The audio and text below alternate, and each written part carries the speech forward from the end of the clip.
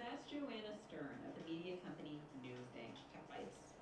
Jesus Alvarado produced this episode, Courtney Bergseeker and Emma Cons. For many, it's the location that's the problem. Anything that would be built there would be, what makes this so controversial is the pure scale of it. We're talking about one of the largest. The National Park Service this week underscores the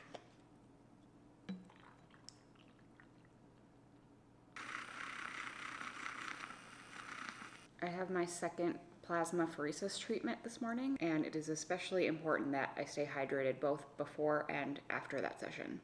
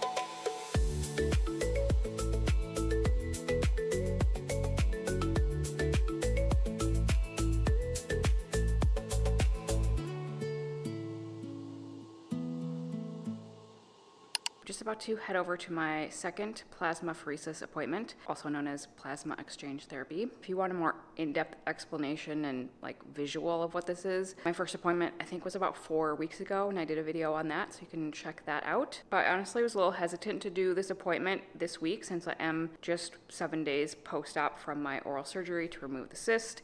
Still just feeling a little blah, and honestly just wasn't sure if I was totally up for it. Not because it's super taxing or anything, and last time I went, which was the first time I did it, I felt a little icky afterwards, had a little bit of a headache, and just felt, I don't know, kind of gross for the rest of the day. It didn't last longer than that, and it really wasn't that bad, but it's just been kind of a long week already recovering from that surgery, and I just wasn't sure if I felt totally up for feeling a little bit more uncomfortable again. But I did talk to the doctor there, just make sure that it would be okay to come in at this point post-op, it wasn't gonna be a problem, and he said it was totally fine. And in the end I thought, well, who knows, maybe it'll actually make me feel better, and why not just kind of get it over with. These appointments are a little bit hard to schedule as well because they take so much time. The whole appointment takes about 3 hours, and then for the actual practitioner there's some before and after setup time, so they have to book a lot of time, and it's just a little bit tricky to get on the schedule. So if I rescheduled, it was gonna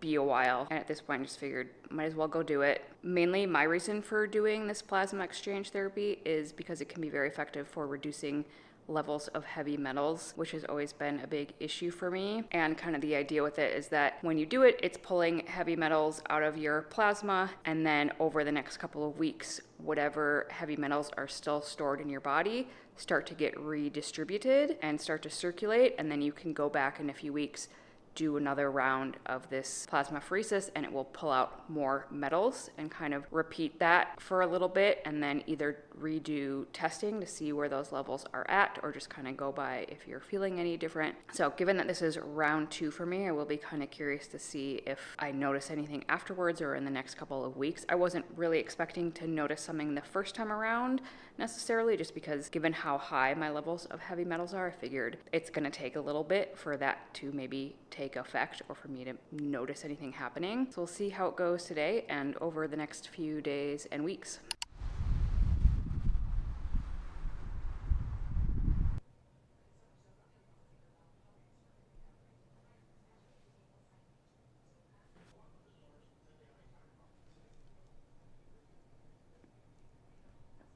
been several hours since I had my plasmapheresis appointment this morning, and I definitely was feeling a little gross afterwards, similar to the first time. I didn't exactly feel nauseous, but kind of like that headachy feeling you get when you're almost nauseous, if that makes sense. My mouth felt dry, even though I had been given a lot of fluids, so like I definitely wasn't dehydrated, but it kind of feels that way. And I also think just like sitting there for almost 3 hours, I don't know, I never feel super great after that. But I wouldn't say it was any worse than the first time I did it. And once I got home, made sure to have something to eat right away, and then have just been trying to stay extra hydrated throughout the rest of the day, because that's kind of what helps you replenish your plasma stores after that treatment. That sort of icky feeling has worn off. But you also get a vitamin D injection at the end of it. So after the actual plasma exchange part is done, you get an IV infusion of a bunch of nutrients, again, to kind of help your body recover and replenish, because you are pulling out the plasma and essentially replacing it with like a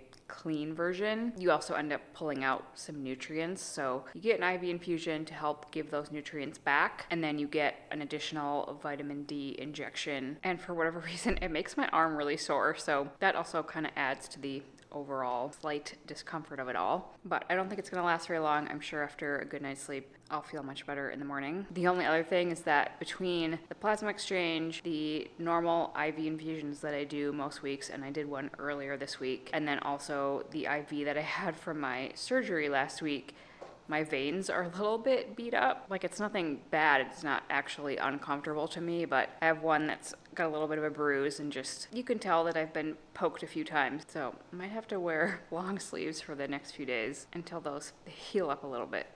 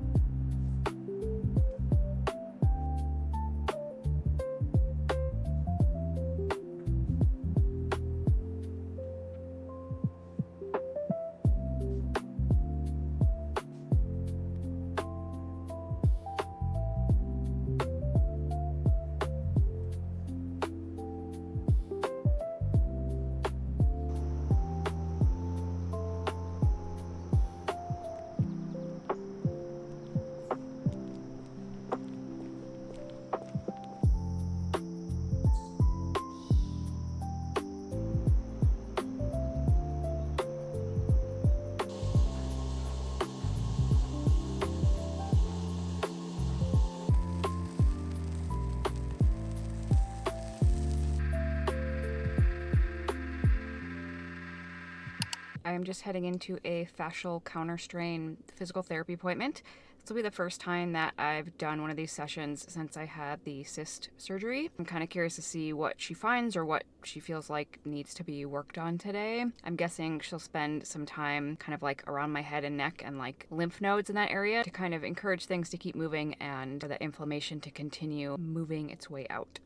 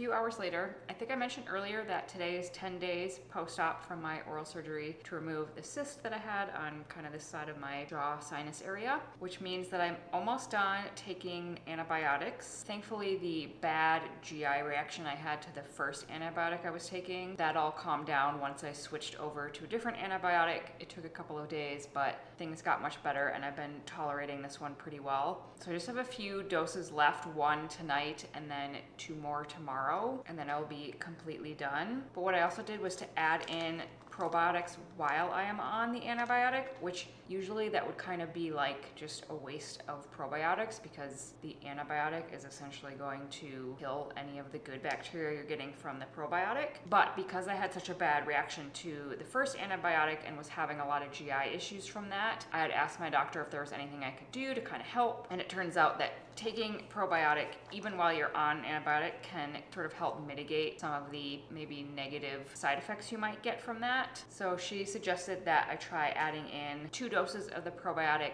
throughout the day while I'm still on the antibiotic. And then once I finish the antibiotics, I will continue with the probiotic once a day for 2 weeks afterwards to kind of help rebuild the good bacteria and my microbiome diversity. So I have 1 antibiotic pill left to take this evening in a couple of hours. So I'm going to take the second dose of the probiotics now, so that there's like at least a 2-hour gap between the two. That should sort of help the probiotic like get a little bit into my system so that the antibiotic is not like completely competing with it. And then I'll take the antibiotic again like right before I go to bed. So that does seem to have helped. It's just been a little bit tricky trying to get everything spaced out correctly, and like I have to take the antibiotic 3 times a day, kind of evenly spaced throughout the day, and then again the probiotic twice a day, has to be a couple of hours away from the antibiotic. So I've had to set up many reminders for myself to remember when to take what. And because I did the plasmapheresis treatment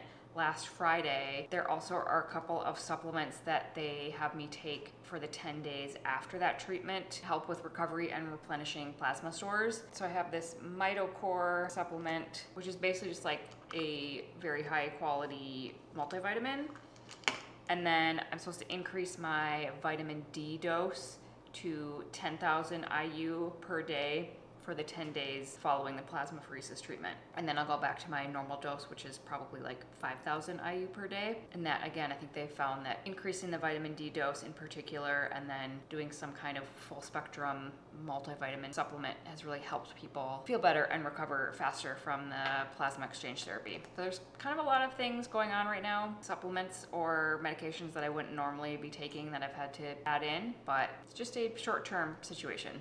Good morning. Happy Tuesday. It's about 6:45 right now, and I woke up this morning feeling very heavy and kind of groggy. You know that feeling when like you're still sort of half asleep and you feel like your body weighs 1,000,000 pounds and it's very hard to even like figure out where you are, what day it is. That's how I felt waking up this morning. Once I did finally get up and started moving around, I felt a little bit better. It just took longer than usual to kind of shake off that sleep inertia. And I'm also feeling a little bit sore from my fascial PT appointment yesterday. So I'm gonna go get some kind of movement in, probably just play it by ear and see what feels good as I get going. But first I'm gonna do a little bit of time in front of my red light. Haven't been outside yet because I'm realizing that the sunrise is getting a little bit later and later these days, and to actually get good morning sunlight in my eyes, I have to wait till it's closer to like 7 o'clock. So I'll do my red light first, then get outside for a few minutes, and then get down to the gym.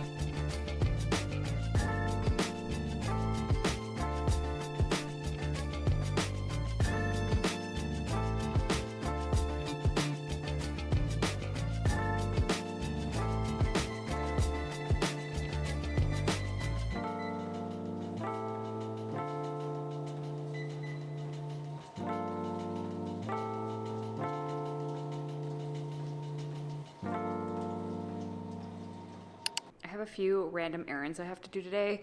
I need to go pick up something from my parents' house. I need to stop at the grocery store for a few things. And it's also primary voting day here in Minnesota. So I need to go vote at some point. I think what I'm going to do is just go get those things done this morning because traffic tends to get really bad in the afternoon, especially in the summer. There's a lot of road construction by me, and like the road right outside the driveway of my building can get super backed up and it's really hard to even get in and out, which is why I usually try to schedule any appointments in the morning or any errands I need to run get done earlier in the day. And then this afternoon I also need to make an appointment with an infectious disease specialist to go over the biopsy results from my cyst, which I don't have those results back yet, but I should have them back by the end of the week. And then once they have all those, I just want to get an appointment in place because it's probably going to be at least a few weeks before I can get in. I did get a referral from the oral surgeon, so I just need to call and set up an actual appointment for that. And whoever I meet with will be able to tell me if there are any additional steps or like what I need to do to treat whatever that infection was once and for all, hopefully. So that's just another thing that I want to make sure I check off the list today.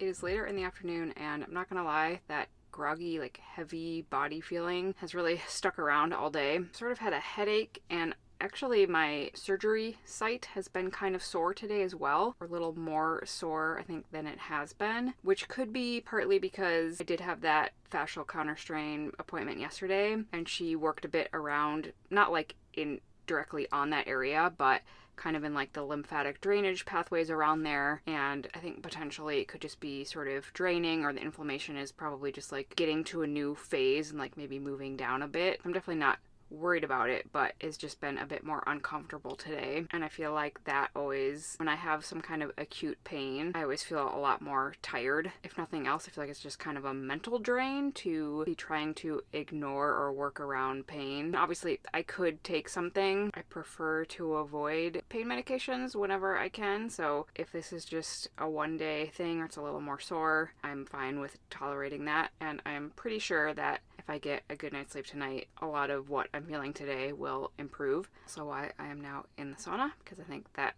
A, can help with pain and tension and inflammation, but also can help with a good night's sleep. And usually I do feel a little better energy-wise after a sauna. It's not going to give me like a huge energy boost, but I usually feel a little more clear-headed and less groggy. But in other news, I did get an appointment scheduled with an infectious disease specialist. No big surprise, it's not until the end of September, although I am on a wait list in case something opens up sooner. I don't know if we have all of the biopsy results back. I got a notification at the end of last week. I think there was like partial results. And I think part of what they do, the reason that it takes a while, is because they're like testing to see what like grows in there kind of thing. So they have to give it time to see if certain strains show up or something like that. But I do have also a follow-up with the oral surgeon at the end of this week, both to check on healing and also to talk about those results. Although I think ultimately they want me to see that other specialist or any like concrete next steps. But the assumption is that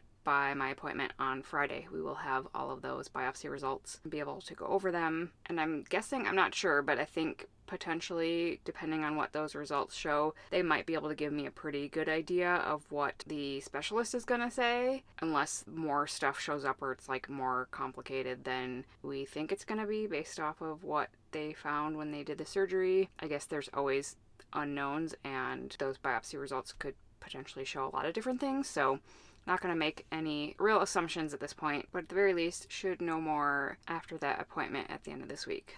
It's Thursday morning, and I just realized that I totally had my weeks mixed up, and my follow-up appointment with the oral surgeon to go over the biopsy results is not until next Friday, not tomorrow. So I will not actually have more information by the end of this week, but hopefully that appointment will make it into next week's video and we'll have more information then. And I do actually have kind of a different appointment next week that's sort of interesting. Not entirely new situation, but definitely not something I have done before. And I'm actually a tiny bit nervous about it, just not entirely sure how I'm going to respond to it. But I will tell you more about that on Monday. And thank you so much for watching. I will see you next week.